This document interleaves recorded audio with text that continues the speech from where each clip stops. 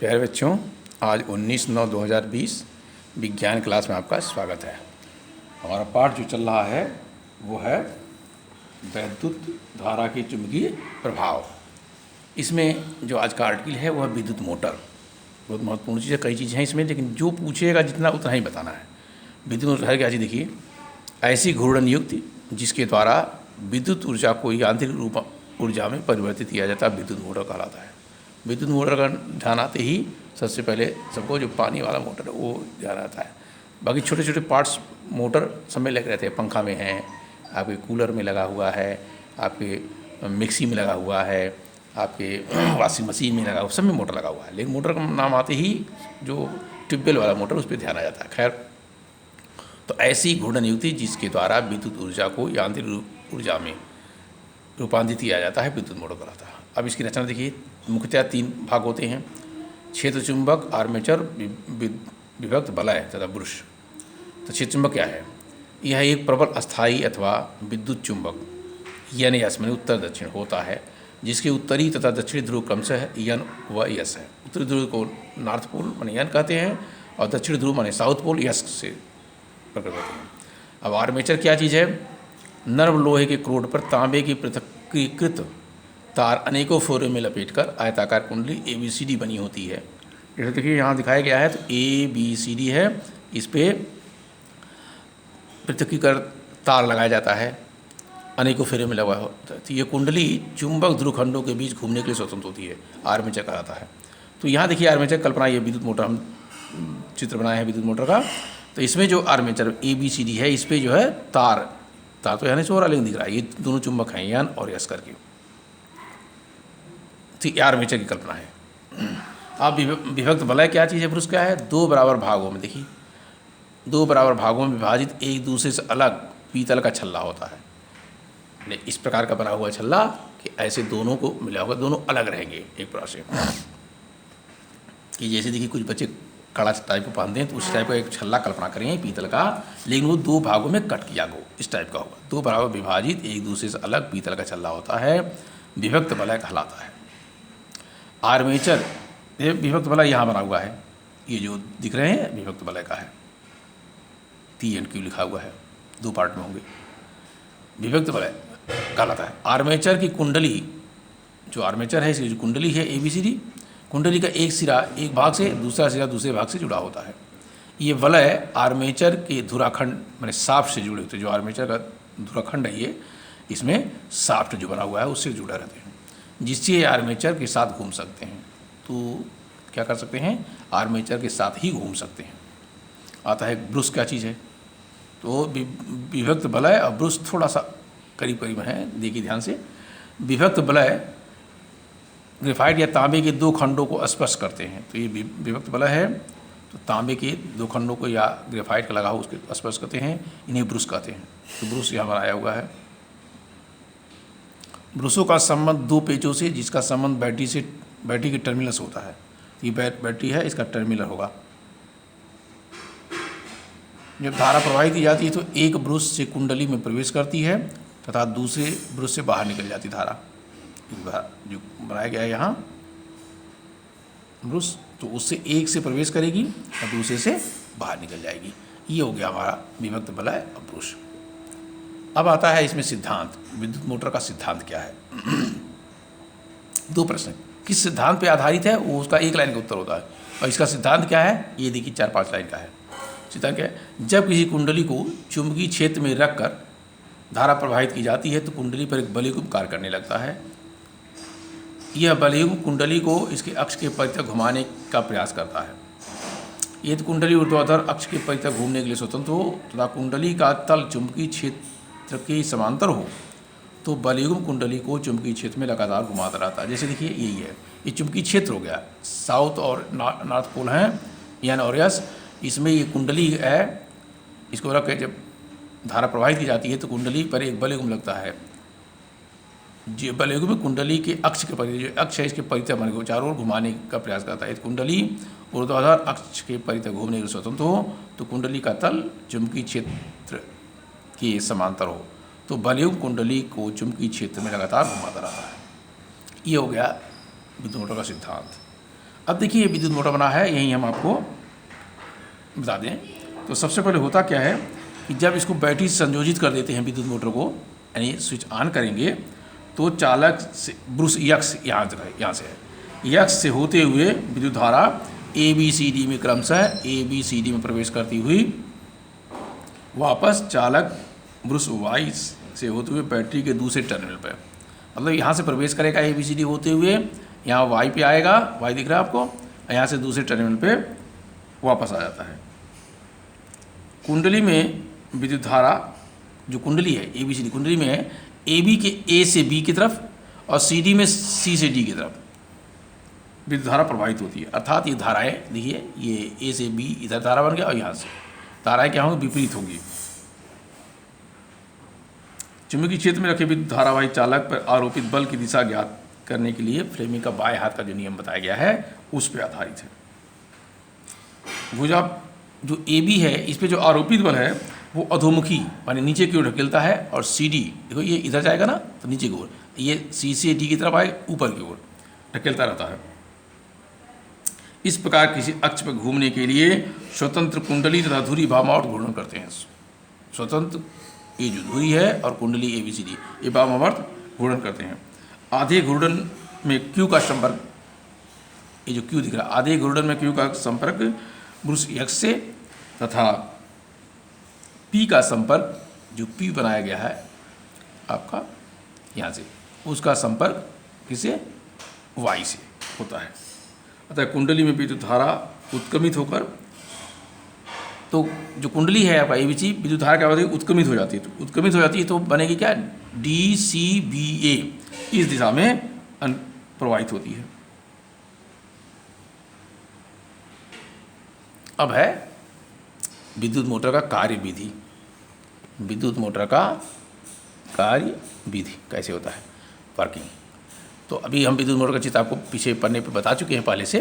तो जब बैटरी या स्रोत से विद्युत धारा प्रवाहित की जाती है तो चालक जो ब्रूस यक्स से होते हुए, अभी से चर्चा कर चुके हैं, कुंडली ABCD में प्रवेश करती है तथा चालक ब्रूस वाई से होते हुए बैटरी के दूसरे टर्मिनल पर वापस चली जाती है। कुंडली में विद्युत धारा भुजा AB में A से B की ओर तथा CD में C से D की ओर प्रवाहित होती है। अतः AB और CD में विद्युत धारा की दिशाएं विपरीत होती हैं। क्या होता है, AB पे आरोपित बल इसे अधोमुखी मन नीचे की ओर ढकेलता है और भुजा CD पर आरोपित बल इसे ऊपरमुखी यानी ऊपर की ओर ढकेलता है। इस प्रकार किसी अक्ष पर घूमने के लिए स्वतंत्र कुंडली या धुरी वामावर्त घूर्णन करते हैं। आधे घूर्णन में Q का संपर्क ब्रूस यक्स से तथा P का संपर्क Y से होता है। अतः कुंडली में धारा उत्क्रमित होकर DCBA के उद्देश्य प्रवाहित हो जाती है। ये अभी हम थोड़ा सा पहले चर्चा कर चुके हैं। अब इसमें नया चीज़ देखिए क्या होता है।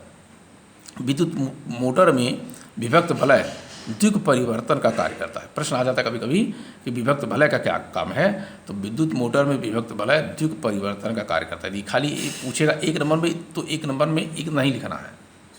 विभक्त वलय का क्या कार्य है, द्विग परिवर्तन का माने दिशा जो परिवर्तन का कार्य करता है।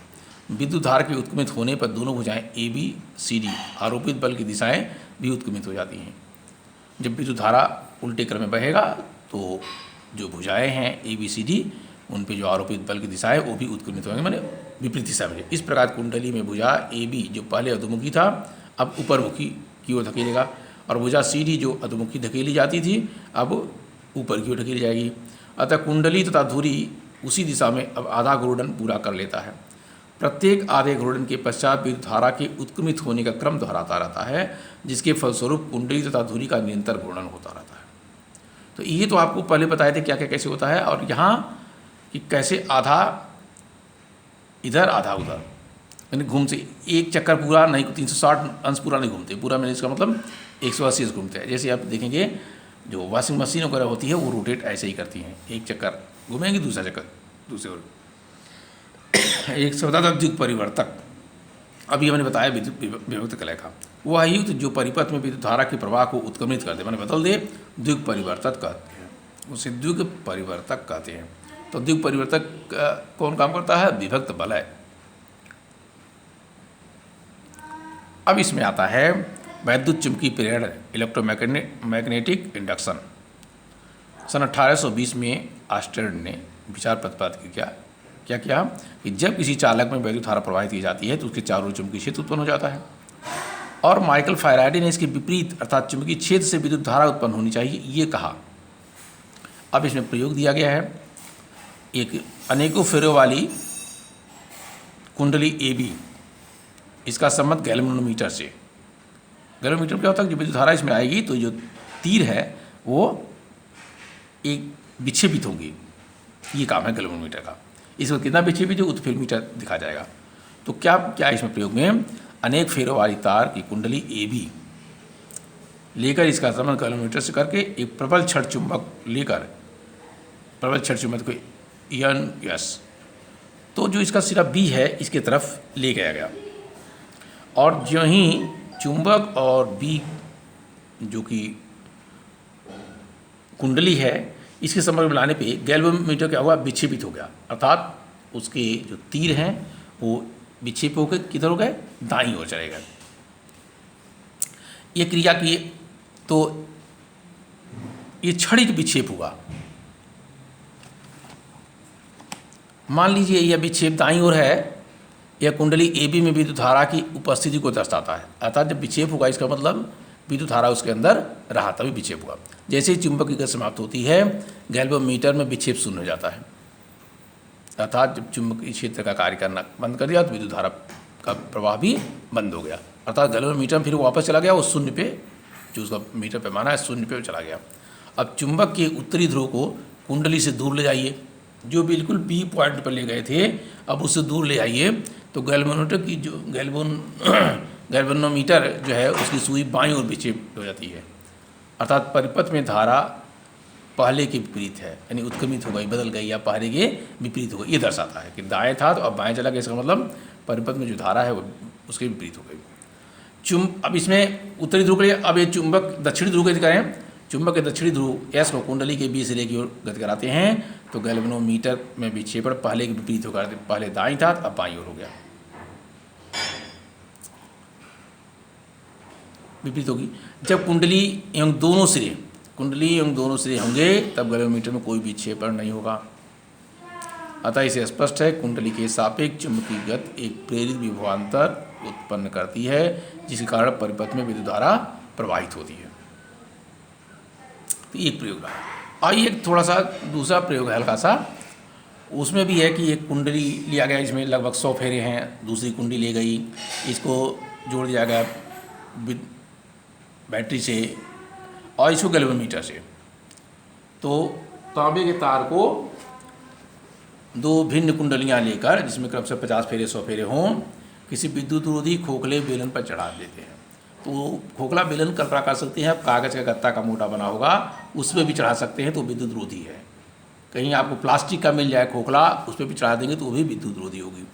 तो उनकी जो कुंडली बनेगी, पहले कुंडली में 100 फेरे और दूसरी वाली कुंडली में लगभग 50 फेरे होंगे। पहले कुंडली से हमने जोड़ दिया बैटरी को और दूसरे वाले कुंडली से जोड़ दिया गैल्वेनोमीटर को। जब कुंजी ऑन करते हैं, यानी स्विच ऑन करते हैं, तो गैल्वेनोमीटर की सुई तुरंत एक दिशा में विक्षेपित हो जाती है और पुनः उसी गति से वापस आ जाती है। इसका मतलब ऑन करते ही इसमें विद्युत धारा प्रवाहित हो गई और झटके से वो एक दिशा में इसके गैल्वेनोमीटर की सुई जो है गई और पुनः वापस गई। इसका मतलब क्षणिक विद्युत धारा इसमें प्रवाहित हुआ, क्षणिक मतलब कुछ समय के लिए, और वापस शून्य में चला गया। यह कुंडली 2 में क्षणिक विद्युत धारा का द्योतक है, यानी बताता है कि क्षणिक विद्युत धारा इसमें उत्पन्न हुई। अब बैटरी से कुंडली को वियोजित कर लें, हटा दें, तो हटाते ही क्षणिक विद्युत धारा कुंडली 2 में प्रवाहित हो जाती है। इसकी दिशा पहले के विपरीत हो जाती है, अर्थात इसको ऑन किए तो विद्युत धारा प्रवाहित हो गई और जब ऑफ कर लिए तो वही विद्युत धारा जो आई वो उसके उल्टे क्रम में आई। इसकी दिशा में कुंडली 1 में, यानी कुंडली 1 में विद्युत धारा अस्थायी होती है, कुंडली 2 के गैल्वेनोमीटर में कोई विक्षेप नहीं होता, अर्थात जब इसमें विद्युत धारा नहीं प्रवाहित हुआ तो कोई विक्षेप नहीं हुआ, कोई हलचल नहीं हुआ, सुई जहाँ की है शून्य पे है तो शून्य पे है। कुंडली 1 में प्रवाहित विद्युत धारा के परिमाण में परिवर्तन होता है तो कुंडली 2 में एक विभवांतर प्रेरित होती है। अब इसमें कुंडली 1 को जो हम प्राथमिक कुंडली तथा 2 को द्वितीय कुंडली कहते हैं। जैसे ही प्राथमिक कुंडली में विद्युत धारा प्रवाहित परिवर्तित होता है तो द्वितीय कुंडली के चारों ओर की चुंबकीय क्षेत्र रेखाएं भी परिवर्तित हो जाती हैं, अर्थात कि द्वितीय कुंडली यानी कुंडली 2 जो है प्रथम कुंडली पे बिल्कुल आश्रित है। जैसे ही इसमें बदलाव होगा कुंडली 2 में भी बदलाव दिखाएगा गैल्वेनोमीटर। ये जो है चुंबकीय प्रेरण से संबंधित प्रयोग। अब इसके बाद वाला पोर्शन वो अगले दिन पे